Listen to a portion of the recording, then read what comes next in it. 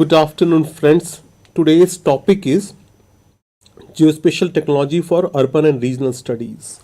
In this session of 1 hour, I'm going to deal about some definitions about the urban and regional planning. What is the importance of urban planning in the today's context? What are the technologies which are available for the urban planning? What are the data sets which are as on today which are available for the urban planning? Then I'll take on the some specifics about the geospatial technology, what kind of geospatial data and technology are available today for the urban region planning, and how these technology can be used in various aspects of urban and regional planning. And then further I'll take on how the government of India is utilizing this geospatial technology in various development programs and some of the future aspect. Now, let me begin with some of the fundamentals. We all know urban. We say urban, no, but what is the typical definition which is given by Census of India? It states that urban areas are those areas which are characterized by higher population density and infrastructure in comparison to surroundings. So that means not every human's habitat is characterized as urban. There are certain characteristics it has to meet to qualify as to be called as urban areas. That means any statutory place which has been notified as a municipality, corporation, cantonment board or notified town area committee will be called as urban, or any human habitat settlement which meets following three criteria: a minimum population of 5,000 or and 75%, at least 75% of male working population engaged in non-agriculture pursuit, and a population density of at least 400 persons per square kilometer. But there are towns where the population is more than 1 lakh and above. They are also called as urban areas. In the recent times, as there is a proliferation of the human population happening in the urban areas, the urban planners have also put their attention on the regional planning. So the region are the areas which are the nothing but any portion of earth surface where the physical conditions are homogeneous.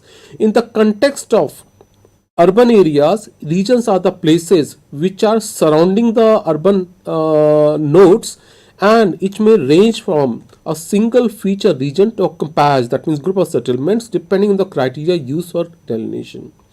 Now, again I like to emphasize that as the population is increasing in the urban areas, so globally already in the previous years already the population in the urban areas exceeded half of the population already residing in the urban areas. This is going to happen in our country, but it's not too far. Right now our urban population is close to 32%. A day is not far where the urban population is going to exceed the rural population, and the large human population going to reside in a limited space in urban areas. That's how the projection is going on. If you see here that post independence the urban population was 17%, where the initial decades the growth of this urban population was moderate, but subsequently the growth has increased considerably, and the times to come we are going to reach the population of 50 or more percent in the times to come. So in that context there is a challenge. Now the Census of India defines the urban areas in 4 categories. Those categories are called as statutory towns, census towns, urban agglomeration and outgrowth.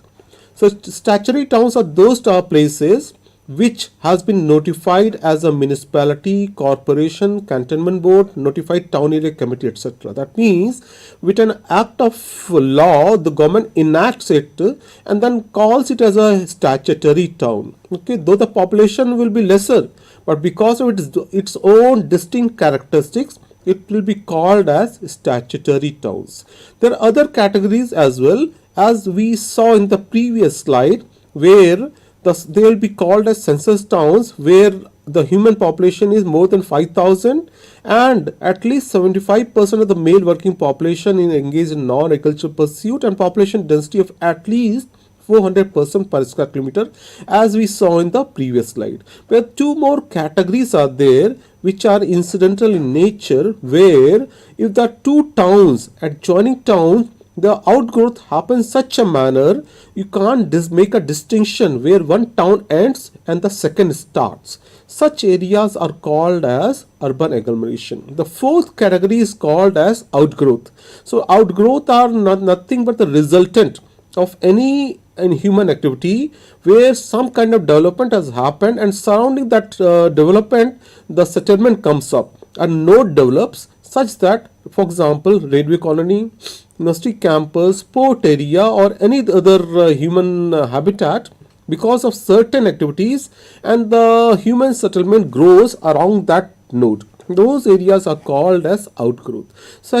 As such, if you look at the number of towns which were there in 2001 census as 5161 towns, as per 2011 census that has grown, that is grew to up to 7935 towns, and census 2021 got delayed, but this is surely going to exceed a good number in the decadal enumeration, which will be going to ongoing or going to start shortly. So as such, they are the challenges in the sense like, as per 2011 census, our human population in urban areas in India was 31%, which is going to rise to, as per the way the trend is going on, might rise to up to 40% in the times to come. But this is inevitable for the reason that urban population per se, it contributes significantly to the GDP. As of now, it is contributing more than 60%, and the times to come it is going to contribute nearly 75% of the GDP. So as such, economic development is inevitable for the country's overall growth, though the agricultural or the agrarian society constitutes the large maximum of the employment opportunities in our country. But for the overall growth of the country, growth of urban areas as such appear to be quite inevitable. So, but there are the challenges. Challenges means we have to prepare our cities to be ready for the population of 60% of the total population of the country, right? And then in that case, if you compare a new city of the dimension like of the city of the order of Chicago to be built every year, this kind of matching services have to be created every year. Now, keeping that in mind, as such, we know that urban areas, the growth is inevitable, because as we all know that urban areas, they are the engines of growth. They provide services and also contribute significantly to the economics of the country.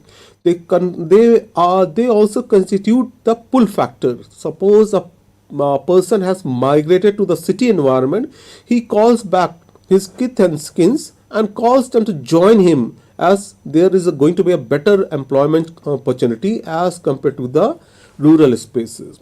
But with all this urban areas mushrooming happening, there are challenges. That means cities as such, they constitute only nearly 4% of the land surface.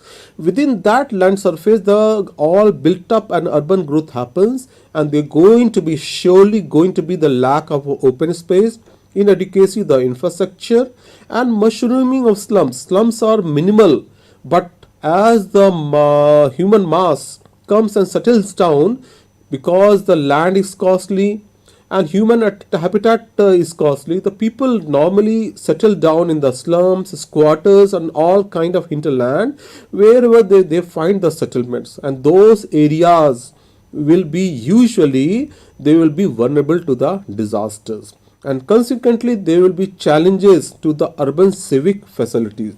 So how to tackle this problem? That's how to the urban planners, they are looking for the avenues they can find out the information, and the geospatial data combined with, as you see here, the geospatial technology which encompasses the technology like remote sensing, photogrammetry, UAV, GNSS, and the ground-based sensors like the GPR, etc., terrestrial sensors, and they're all put together in the form of data layers into the GIS. They have become very useful. They have been found to be very useful by the professional communities, including the urban planners. So, what is being done in the modern context, all this information with the usage of the ICT tools, they have become very popular in many of the programs of the for the development of the country. We all know already, I assume you know all these terms like the remote sensing, which is nothing but art of or science of obtaining information about an object without being in contact. And then we have got the remote sensing data available today from the various kind of sensors ranging from low earth orbit to the middle to the high altitude orbit, or from the other techniques ranging from the ground based terrestrial photogrammetry, or from the aerial photogrammetry, or otherwise many kind of sensors, either from the ground, from the aerial, or from the spaceborne. These kind of data sets are available and providing plenty of data sets. Though there are still the challenges in terms of that we'll see in the subsequent slide. When you're looking at the high resolution satellite data, though you may find some kind of challenges. Now, in terms of the data sources, let us deal about the various kind of sensors. You already know about the electromagnetic spectrum. So we have got now today, as on today, there are the sensors which are working in various domain of electromagnetic sensors, ranging from optical range, then beyond optical, then you go to the infrared region, then beyond when you go the thermal region, then comes the micro region. So all these domain, they have got their own specific utilities where the data sets are available, and the data from all these specific domain, they have got their own advantage. For example, if you're looking at the urban surfaces from the optical or from the near infrared region, or from the NIR region, we are able to see the various kind of land surface features, and the interpretation of such kind of data is relatively easier. Though in the modern context now, we are also using the advanced techniques like the MLDL, that machine learning and the deep learning techniques, for automated or semi-automated based methods for the feature extraction. Then when you move beyond, so what happens that as the cities sprawl, they eat up the surrounding land spaces. In this process, the natural environment gets converted to the some kind of artificial man-made environment, right? In that context, the temperature regime also changes. So such kind of phenomenon is very well captured by the thermal sensors. That's how we are able to find out the thermal characteristics, temperature regime across in different parts and parcel of the city, depending on the data being used. When you move on further, using the microwave data, that means the radar based technique, because what happens that the all kind of built up surfaces behave very uniquely because of their material and the energy interaction. The return of the echoed energy behaves very distinctly on the microwave data. That's how you find the twinkling kind of stars. They are nothing but they often they denote the built up surfaces which because they act as the corner reflector on the micro remote sensing data, which is very useful for finding out the building and their characteristic. Now when you go further advanced techniques like the LiDAR, light detection and ranging, where the amplified light, when it hits the top and bottom of the any built up any building or any object, so we are able to find out the three-dimensional characteristics of the urban surfaces.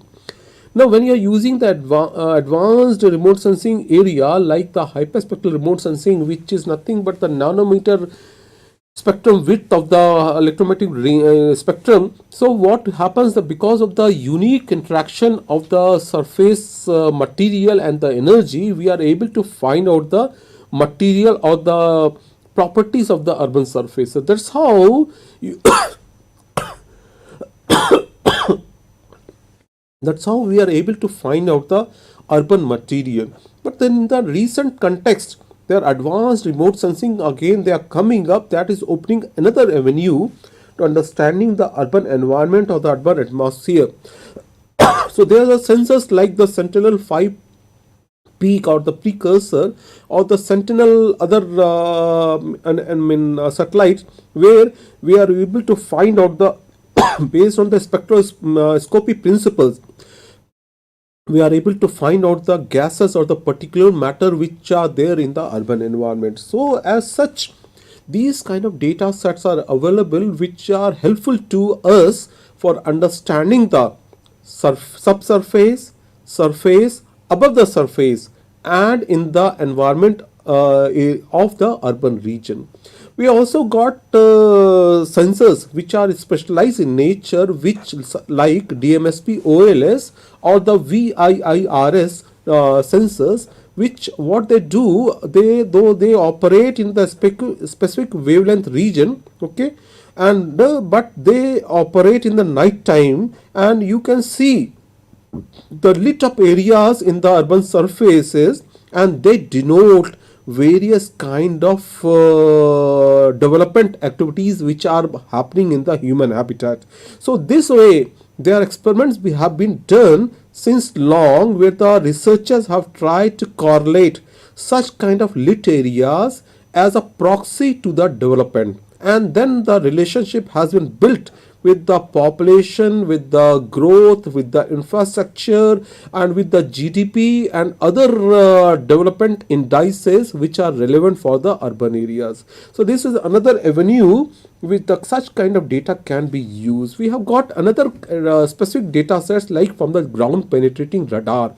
Such technique, what it does, when the GPR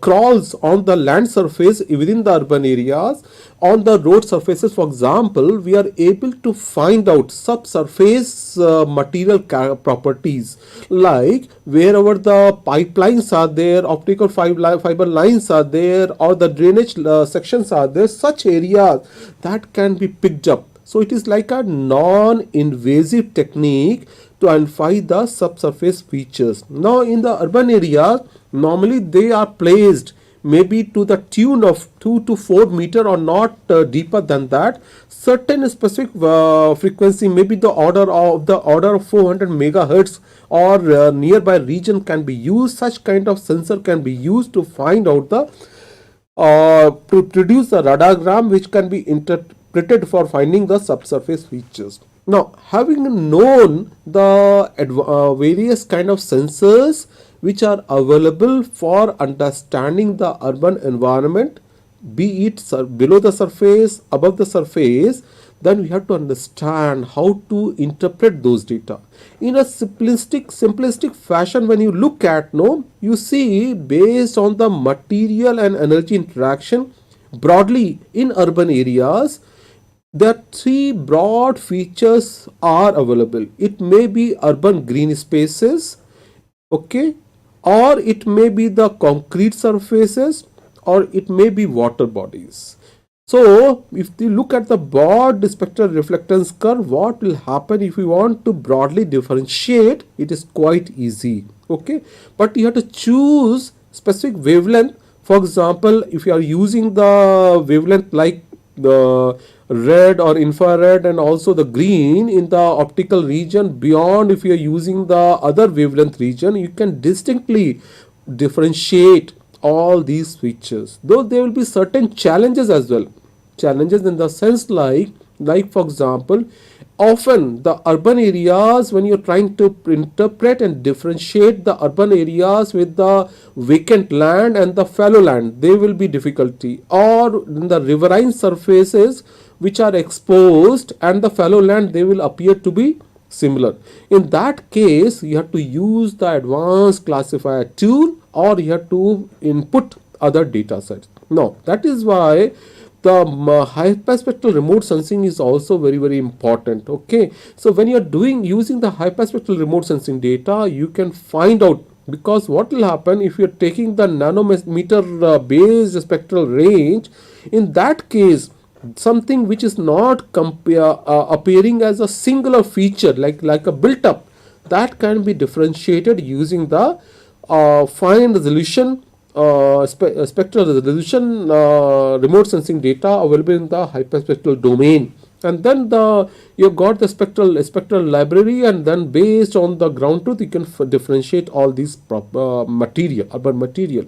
But there is a challenge, because as on today, from the spacebound platform, is still we have got, though we have got the hyperspectral remote sensing data is available, but we do not have got the high spatial resolution and high spectral resolution combined data, which for us to differentiate various kind of material. So that is a still challenge, but there are the opportunities where the coming up, where newer satellites will be coming up, and the aerial platforms, we have got the data available for the certain parts of the world where the such kind of data sets can be used. Now, from the urban planning perspective, what do we look for? We, in the urban planning perspective, we look for the properties of the urban surfaces, physical parameters. So once you identify the physical parameters like land use, land cover, road infrastructure, other infrastructure, base layers, drainage system, then you have got the geological characteristics, the hydrological characteristics, they all constitute the physical parameters. Then comes the, you have to do the planning process. When you are doing the planning process, like you are preparing the master plan, zonal plan, or site plan, then the question of policy will come. If then the master plan can be prepared using all these physical parameters as input, then the policies have to be defined by the government or their functionary, and then combining this one, we can derive the legal framework.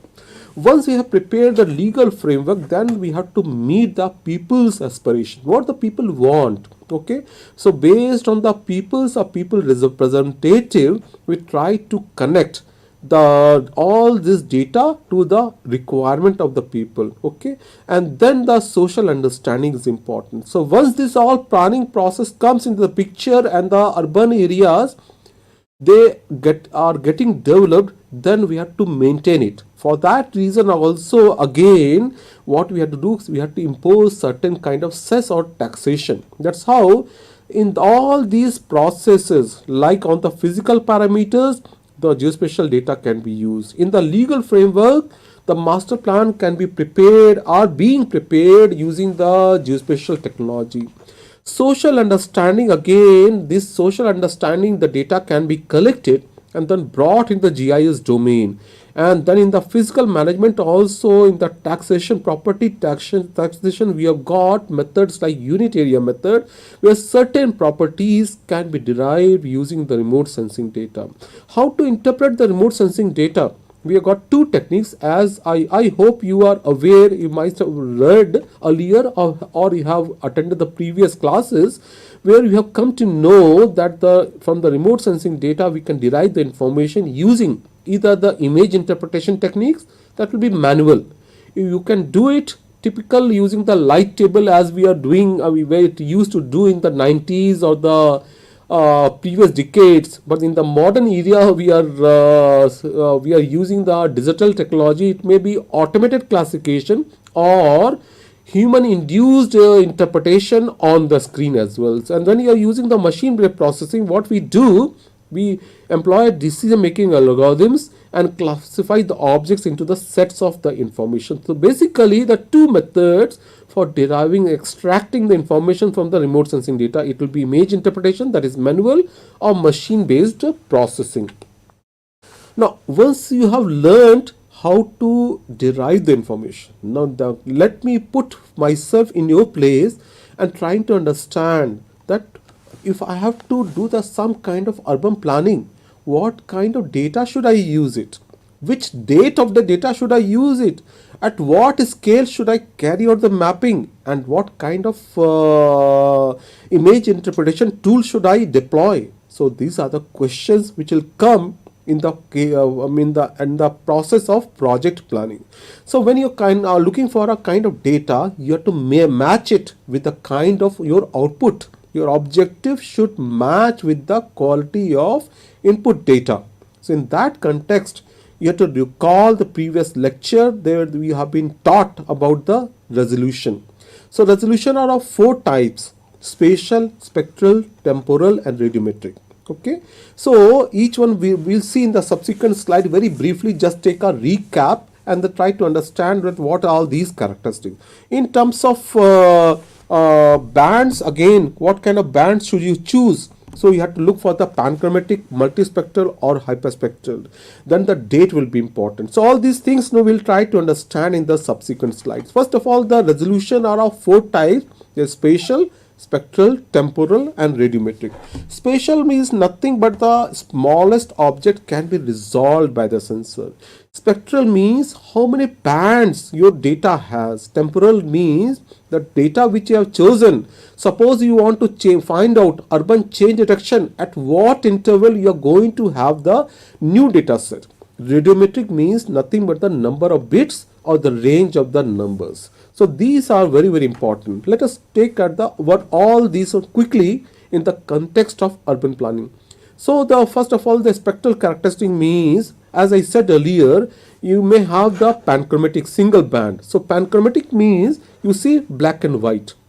See, black and white is good, but you want to differentiate within the urban areas. That may not be feasible because you can see urban and non-urban. That means built up and non-built up, you can differentiate. But within the urban areas, there are other characteristics as well. How to differentiate?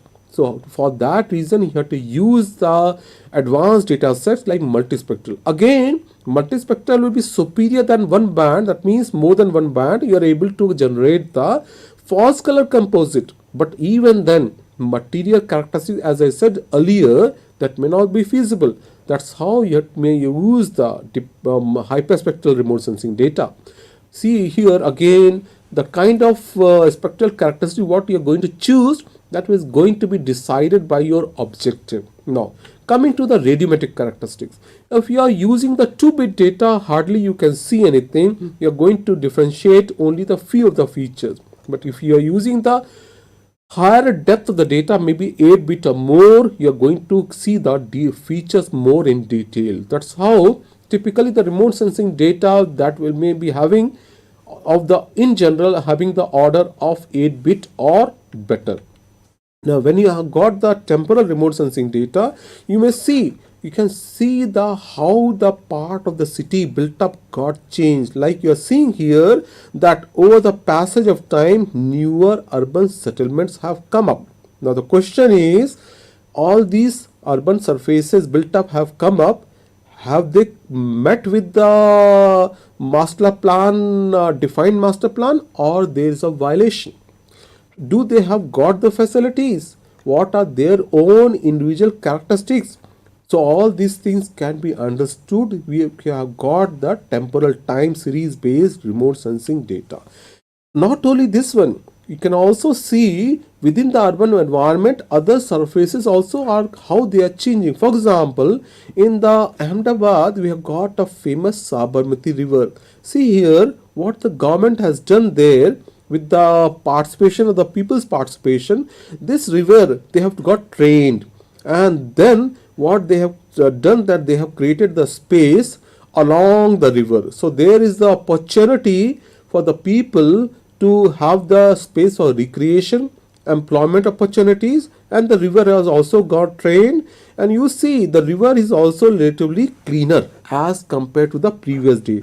You see in the before and after field photograph and ground photograph, and you are able to see the satellite images before and after. You are seeing here that how the newer space has come up for the recreation, and also there's a place for the people to walk, and then other facilities has come up. Okay, that's how it has been captured based on the temporal remote sensing data.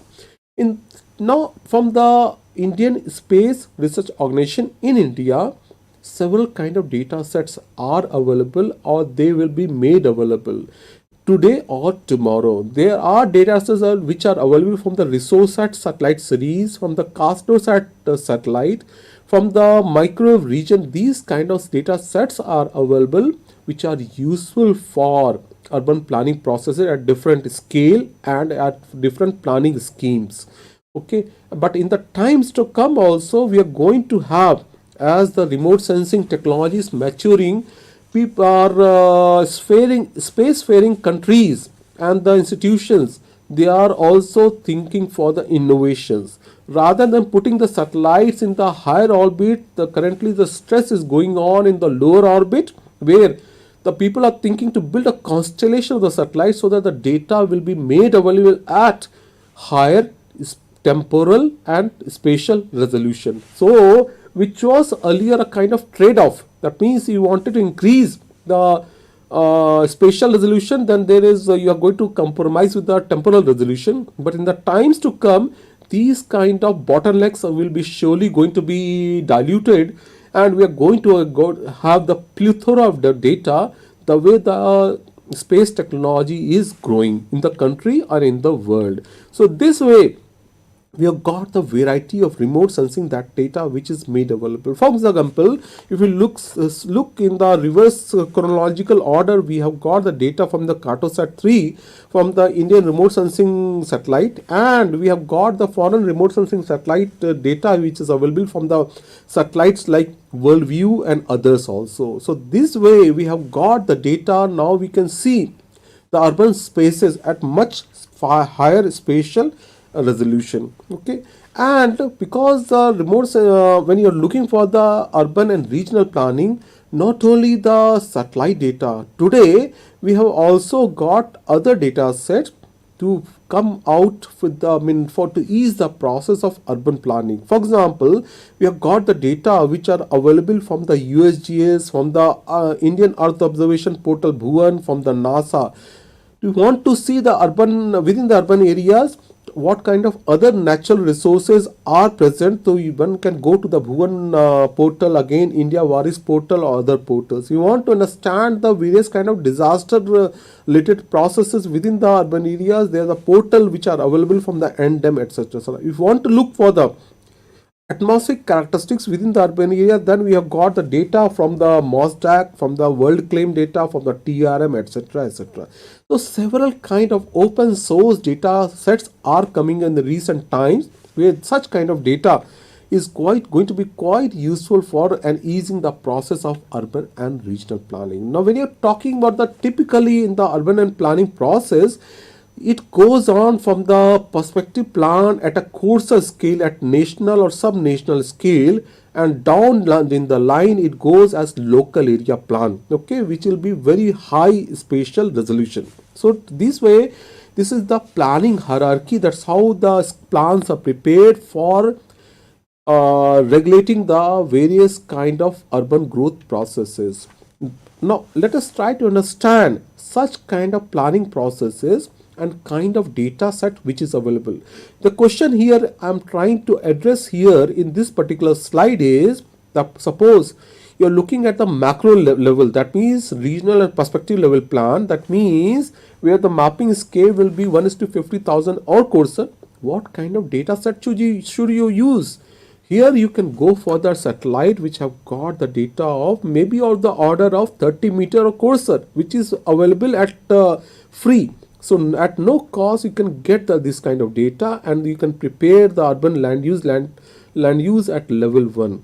But if you want to go further at higher spatial resolution, and when you go for the micro level, you require the data of the order of sub-meter or close to 1 meter kind of resolution. And though you can go to level 4, but you have to keep in mind such kind of data sets are relatively not may not be open source, secondly, and they are not so available at frequent interval. So but they are the requirement if you want to go for the high resolution mapping to meet the, say for example, the zonal plan or the site plan. So that's how once you have decided about your program objective, what is your objective, then you have to also decide about the classification schema.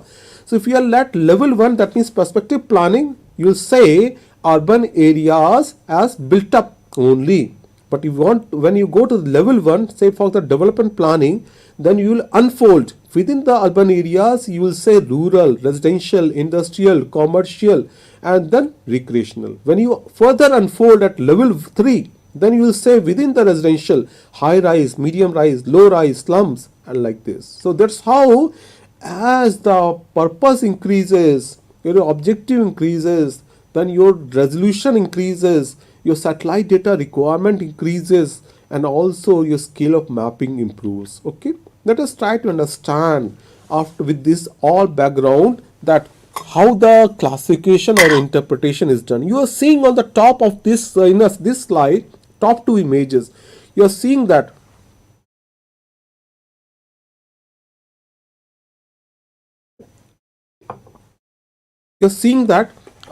top two images, they are interpreted as planned area. Why so? Because they are seeing a good geometry of the roads.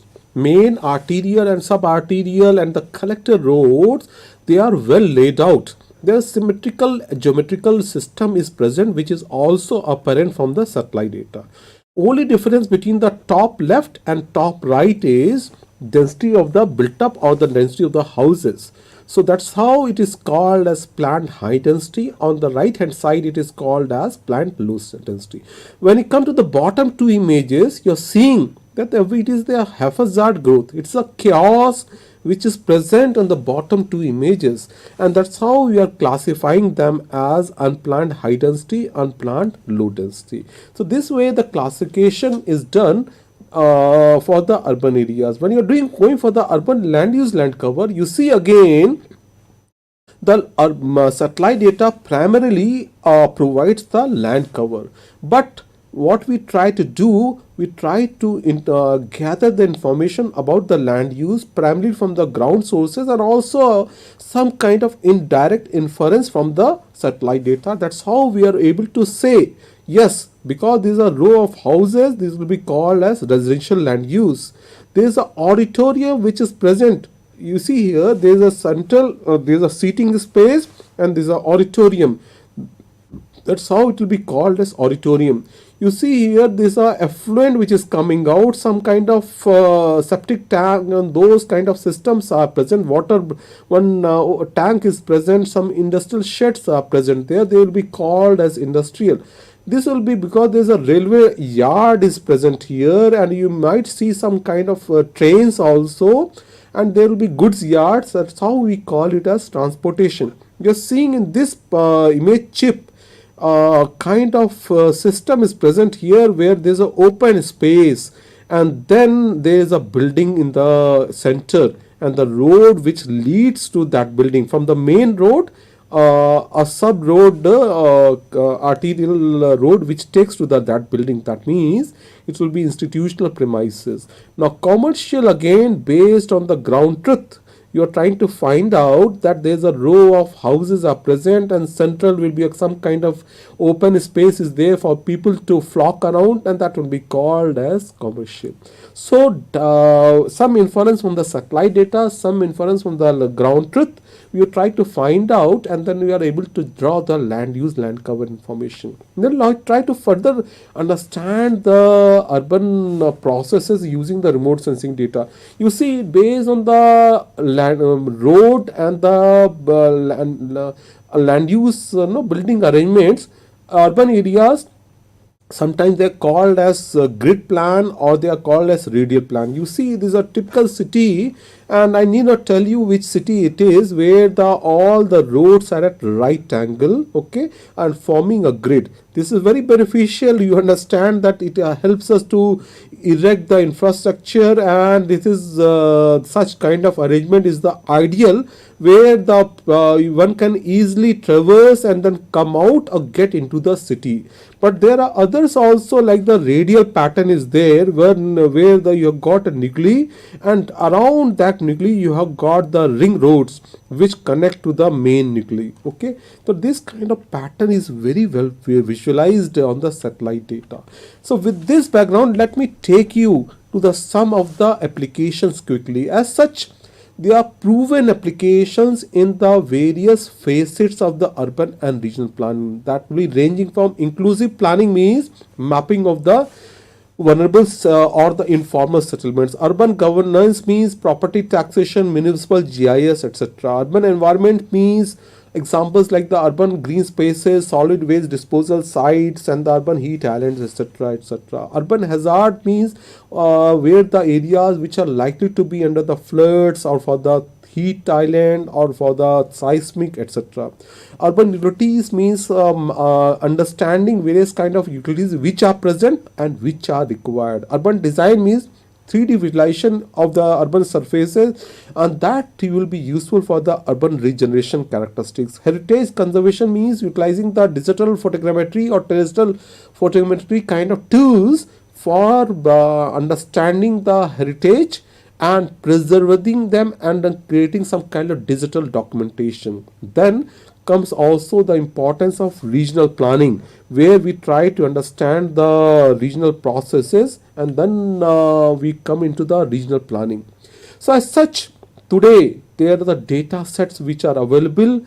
Since long we are able to see the urban sprawl in the time domain. You see here, and then the tools like the MLDL, machine learning and deep learning kind of tools are available, using the popular tool like the Google Earth engine one can use, and then try to find out how the urban sprawl has grown since last 40 or 50 years, since the satellite data in the civilian domain are available. As such, there are experiments like the global human settlement layer.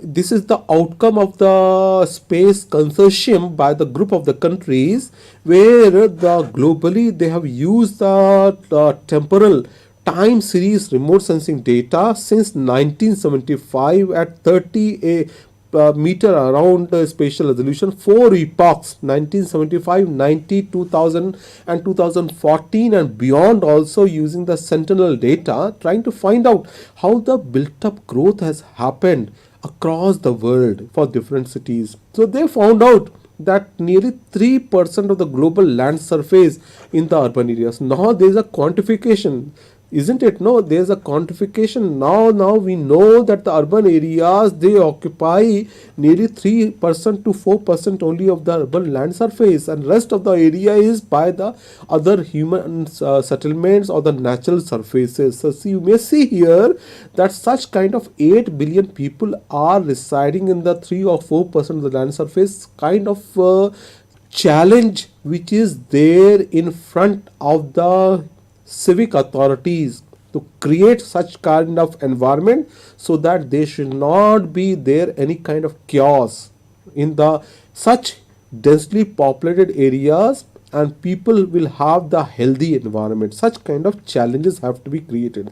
So once you have got the satellite data, already you have seen and you have prepared your schema, then you can identify where are the residential areas, where the commercial areas, where the religious areas, and where the educational facilities are available.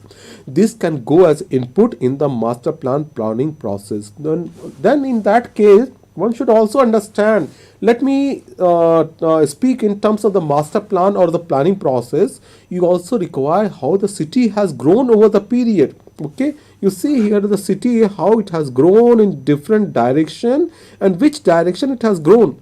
Now if you use some kind of growth modeling, then you have to project that in the time 1 city was this much, time 2 it was this much, now in time 3 city will be this much, in time 4 city will be this much.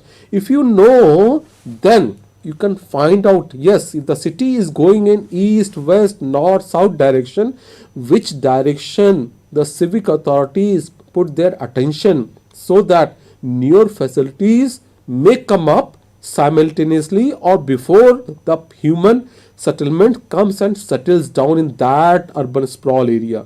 But you may point out a question, no, is it happening that the civic facilities are created first and then it gets habitated? No, normally it happens like this reverse manner. That means First of all, it gets settled down, human habitat comes, then the matching services come. So that's how the initial developers, they are at pain often to meeting the civic authorities and requesting them, sir, please create the facilities here. That's how such kind of organic growth happens. Now, once the city has got populated, have-nots of the society, where they will reside? They will often reside in the marginal or the hinterland, and often their civic facilities will be at a very meager level. And such case, their sanitary or the roof or their house characteristics such a manner where it will certainly call for the attention by the authorities. That's how remote sensing and GIS kind of tools, and aided with the ground data, one can find out various kind of characteristics of urban surfaces, particularly in the slum areas. Once you have mapped, what are the sanitary facilities available from the ground truth, of course, mostly, and building footprints, sometimes though there's a challenge from the remote sensing data, and putting all these attributes into the GIS, then you can find out, yes, there will be programs and the process you may be aware, like the Rajiv Gandhi Awas Yojana or the slum or the slum area development kind of processes. No, this will be quite helpful. It will be helpful in the sense how many people are living per hectare area, and then how much water is required, how much will be the electricity load is required, how much the residual water will be produced. Such kind of database, if it is prepared, that's how it will be useful. Now, if you have mapped the building footprints, then because the satellite data also offers you the opportunity to see the buildings in the three-dimensional space.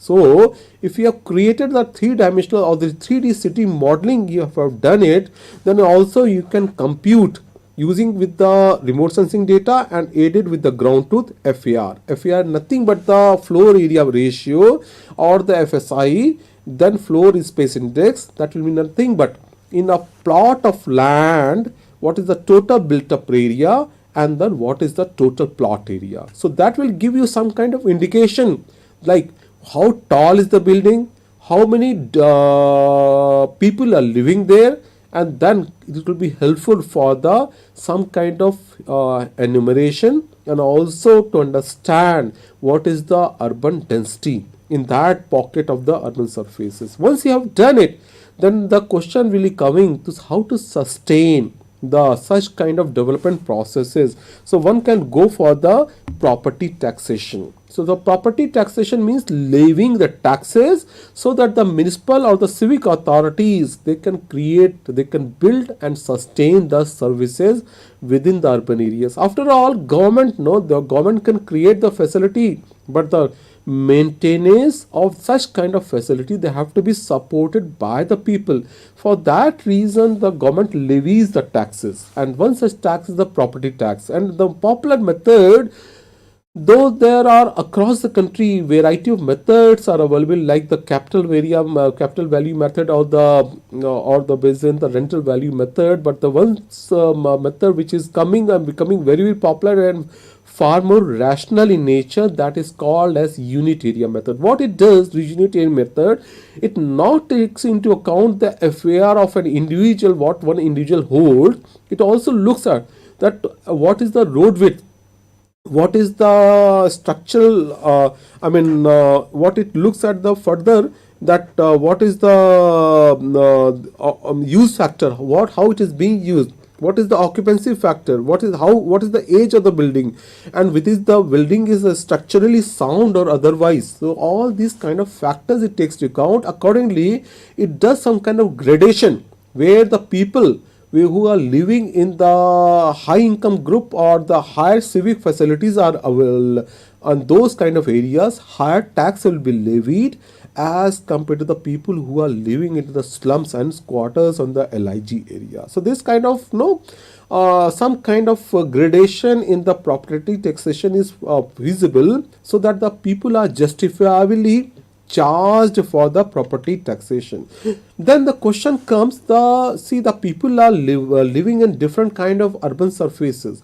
So how to, is there a technique where one can find out that this many schools are available in an urban area? Are the schools sufficient? What normally civic authorities will do, okay, so capacity of that school is, for example, 1000, then population of that town is suppose 1 lakh, okay, 100 schools will be required. But if you have got the tools like the location based services, which is an arm of the GIS, then you can suitably place that school in the spatial domain, so that children should walk, or children have to commute not a longer distance, an optimal distance, so that the schools are nearby and they meet the norms as given by the government and the civic authority. Such kind of processes are feasible using the location based services. When we talk about the energy, recent times the government has laid emphasis on the renewable energy. So one such renewable energy is the solar energy, which is available in abundance, where the recent times the thirst has gone. Okay, so what the satellite data does, already you know that you can extract the building footprints. Beyond the building footprints, you can also find out that how much the energy, solar energy, is falling on each building footprint on the rooftop. Okay, so now you know what is the building area, and you also know that how much is the energy which is falling on the building top. So if you multiply the same thing, that means the solar energy, how much is coming, and the panel area, how much the panel area is there, and the multiply by the performance, then you can compute that on a household basis how much energy can be produced. Okay, and in the let me tell you, today there are agencies, and the method is proven, and where the remote sensing data is being used by various agencies in the country and in the world for computing the solar energy potential. Okay, then let me take you out some examples about the civic facility. One such example is the urban utility assessment, where often what happens, that the overhead tank is located here, and the water supply will come only up to this point, and the urban dwellers which are located in the downstream region will always, they will be raised, their hue and cry will be raised by them that they are not receiving the water, because what is happening, that the facility which is created, the gravity based system, it can't supply the water at adequate amount to all these urban dwellers who are living here. So in that context, again, the geospatial technology can be used. There are models and methods like available where the hydraulics of such kind of pipeline system can be built within the GIS, and it can be linked with the urban dwellers, their position, and then one can find out which all areas which will receive the water all the time, part of the time, and they will be at scarce throughout the time. Once you know deficient pockets, then that will call for creating the newer facility, rather than based on people have to raise their voice. It can be some kind of a priori modeling can be done, and advanced planning can be done by the civic authority. It is happening also, and in such cases often in the country, what is happening, that the facilities maps are not available. Again, as I said earlier, the GPR can be used, and the underground pipelines which will appear as the hyperbola, and that can be mapped, and the pipeline locations can be identified. Let me take you to another domain that is called as land surface temperature regime. So what is happening, for example, in large metros, often you will find some part of the cities which are relatively cooler, and other part of the city is relatively warmer, which is happening because of the absence of the moisture, relative moisture, or the vegetation. Often these areas are relatively warmer. So what happens, that the satellite data which is available in the thermal domain, So they are able to pick up such kind of anomaly, and they also constitute the urban heat island where the such kind of mapping can be easily done. Already have I explained you the hyperspectral remote sensing data. Let me take you another challenge. As the urbanization processes are happening, they are eating up the non-urban surfaces, and often the victims are the green spaces or the water bodies. You see here that in the movie which is running on the no, where my cursor is flowing, you see here that this was a kind of wetland where in the passage of time the newer urban settlement has come up. See, after all, this wetland, it was absorbing the water during the peak time and releasing the water during the deficient time. That's how the cities in terms of water, mostly they were self dependent, where facility augmentation often it was not required. Okay, they were people are always looking for the employment opportunities. Otherwise, for the water point of view in the ancient cities, no, they were mostly self-sufficient. So but what happened that many cities across the country, they and in the world also, with the how once the built up has grown, you see here red color, this no image, how the built up in the red color that has grown, and that has happened. That's how the water bodies over the period of time they have dwindled. Such kind of mapping is feasible. So once this all water bodies dwindle, what will happen? There will be some kind of after effects, and one such after effect is the urban floods. You see, now and then, as soon as the monsoon season arrives, civic authorities are at alert. Often the government will ask them to clean the drainage system, and even then many places in the city they will be choked. Whenever the flash flood occurs, no heavy rainfall occurs, city will be underwater. There again one can do that, find out based on the extreme rainfall event what is the hazard, multiplied by the vulnerability. One can find out which are the part of the city where the drainage system presently is inadequate.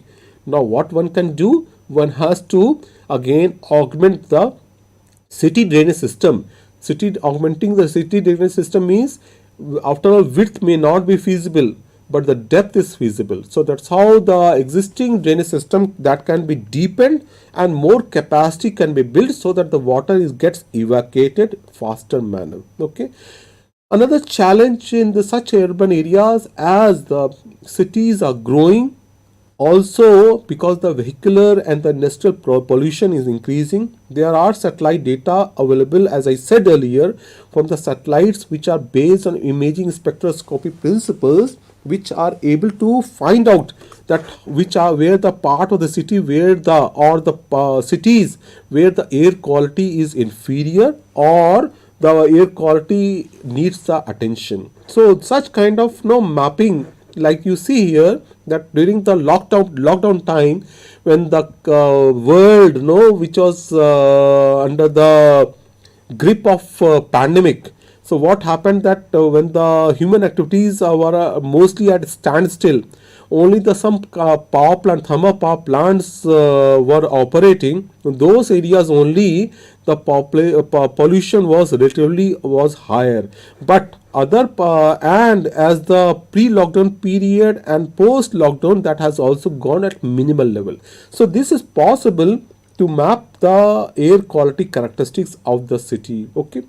Let me take you to some of the domain of the regional planning as well. As such, you know that region is as I said in the beginning of my deliberation, region is any area which is beyond the city where impact of the city is felt or seen or visualized. Like for example, when you're going to Delhi, our national capital territory, before you reach to Delhi, the hustle and bustle of the city is seen, like from the places like Meerut and beyond, maybe Faridabad or beyond, or from the Palwal and beyond. You see that everybody is in a hurry, wants to reach the national capital region, right?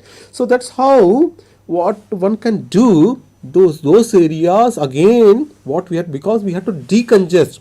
We had to decongest the national capital territory or the Chandigarh, such kind of large of Bangalore or Chandigarh, we have to decongest them. So how decongestion is feasible? That is feasible if you create the facility in the vicinity of the existing large human setup. Okay, so that case some kind of planning is done. What we try to do for a Chandigarh city, where the now it is a kind of tri-city system. We have got a Chandigarh, and surrounding to the Chandigarh we have got the Panchkula in Haryana or the Mohali in the Punjab. So what has happened that originally there was a 16 kilometer in the Lee Carbosis design. There was a 16 kilometer no development zone was defined, so that there will be sufficient green spaces will be present, and city will be having the sufficient free and clean air. But the passage of time, what has happened with the passage of time, what has happened that the newer urban settlement has come up in vicinity of the Chandigarh, in the vicinity of Chandigarh, in the Mohali and the Panchkula, where the newer urban settlements have put the pressure on the Chandigarh setup. So that's how what we try to do, some kind of regional planning for the Chandigarh and kind of building a greater Chandigarh region. What we try to do that we try to using the remote sensing data, we try to understand that which direction the urban growth is going to happen. Okay, and then after putting the buffer around the existing Chandigarh city and the direction of the growth, we try to predict that such areas or the such human settlements will become as a single one node. Then that should be the boundary of the greater Chandigarh region for the 2050 at least. So they are very important.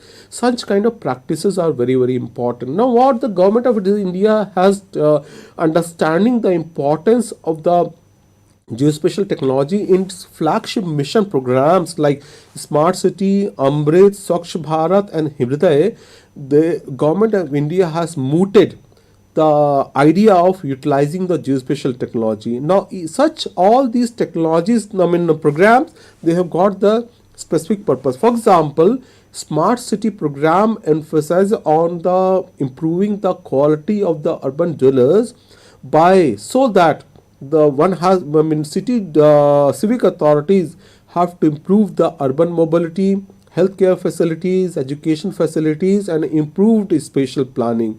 So how the satellite data is being used here, let us see. First of all, basically in the context of the smart city program, we have got the four techniques, that is retrofitting, redevelopment, pan city development, and the greenfield development. You see here in the redevelopment exercise, this is the place in the Mumbai where you see the urban chaos, where the traffic congestion is there and low-rise buildings are present. What is being envisaged with the participation of the people? The existing urban spaces, part of the urban spaces, they are dismantled, the high-rise buildings are coming up. And that has been captured by the satellite data from the present to the proposed the newer development, where there will be ample space for the parking, and such kind of development has been proposed. Okay, in the context of greenfield development, you see here that the space became scarce in the Songdang city in the Korea. So what the authorities have done, they have reclaimed the sea surface, and then the newer town has come up, which is a planned and meeting certain service level benchmark for the smart city. In terms of the retrofitting, what is being planned, that the existing spaces, newer facilities have been erected. For example, widening the footpath or widening of the road, or the creating the some kind of newer facilities, so that the quality of life of urban dwellers improves. Okay, this is the example of the smart cities where such kind of interventions using the geospatial technology can be taken up. In terms of the Pradhan Mantri Awas Yojana, what has been done for the urban poor, houses have been provided by the low cost houses have been provided by the government. So to keep the inventory of such houses, the government has used the geospatial technology, where the such individual houses, their photograph and the geolocation have been mapped and tagged and has been kept by the government. For the particular example is by the AP Andhra Pradesh. Another massive program is by the Atal Mission for the urban transformation, where the government has planned for the several reforms to improve the quality of life of urban dwellers, where emphasis is on the water supply, sanitation, and the other civic facilities. So, what has been done for such programs? Again, the geospatial technology is being used, and we at IRS have designed the course content for the three-tier awareness and the intense training program for the urban planners. Okay, in the Hriday program, again, which has been taken up for the 12 heritage cities across the country, where such cities know where they are mapping the 2D and the 3D mapping has been envisaged using the various GIS based mapping and the usage of the ICT tools. In the Swachh Bharat Abhiyan across the country, mobile apps have been developed, and where the people have experimented with, because after all, the what kind of trash material, the debris, where the human waste which is produced, that has to be taken up. So in that context, the landfill site selection GIS based tools have been utilized. Okay, now question is, in the Western world, you have got the specific ISO, which is taken up as a measure to understand whether city have got improved because of several intervention. One particular such ISO number is ISO 37120, which has got various kind of indicators in terms of quantitative or qualitative, and then which measures in terms of recreation, in terms of civic facilities. Several kind of measurable tools are available, and then these are deployed to whether the cities have been developed or still they have to be developed, and to qualify for the ISO 37120. Okay, then further, in there are examples in the country where the municipal information system has been developed, and one such example is available for the Ludhiana city, available on the Bhuvan portal, where various kind of household level mapping has been done. Then household level, their characteristics have been mapped, and then a municipal information system had been generated. Then another example is the tourism GIS. Suppose somebody visits a new city and where to visit. Another example has been portrayed on the Bhuvan portal. Okay, so in the such kind of examples are feasible. Now there is a quest for more and more data, and particularly for the ready to use data. That's how the global consortium has come up, and such a global consortium, that is the group on earth observation, they are bringing out specific data and products. What the researchers they are planning, already some kind of products have already come, that is the global human settlement layer, global population, and the several other products. What the researchers are planning to understand the what is their global climate, global urban metabolism, and the global poverty. Okay, these kind of specific products are coming up. They will be going to act as ready reckoner for understanding the quality of the urban surfaces. Okay, we are also trying to attempt using the such kind of database. No, we are trying to find out that how the cities are growing in our country. Okay, and how they have grown. Okay, and if they are going, then what is happening to the other land cover which are present in the area. If the cities are growing, what will happen in the 2030 2050, such kind of urban growth under the business as usual scenario, what will happen in the future. We have also ingested the night lights data and other data, and this kind of tool we are attempting, which is under the development phase, we are trying to develop. But our quest for meeting the demand for the urban planners, still it is on, because urban planners, they are looking for the very high spatial resolution. It is available today, yes, 30 centimeter round kind of data is available, but their periodicity, again, they has to be improved based on low earth orbit. We are looking for, the urban planners are looking for the very high resolution DM. Currently DMs are available, but they are of the order of more than 1 meter. But if you want to carry out any infrastructure planning process, there is a requirement of centimeter level kind of data. Then we have to also understand the urban climate. Okay, so in that context, again, though the data is available, but the resolution presently is quite coarser. So understand the urban climate, know again whether it is the urban temperature, precipitation, or the other meteorological characteristic. Again, today the data is literally coarser. So such kind of quest is on, and the sensors developer, researcher, remote sensing community is discussing that how can we meet such data demand to so that our quality of life of urban dwellers with the increasing population pressure it becomes superior, and our city will be better tomorrow. Okay, with this I thank you all for your patient hearing. Thank you very much. And these are the references which I have quoted here. I'll look for the question from your side. Thank you.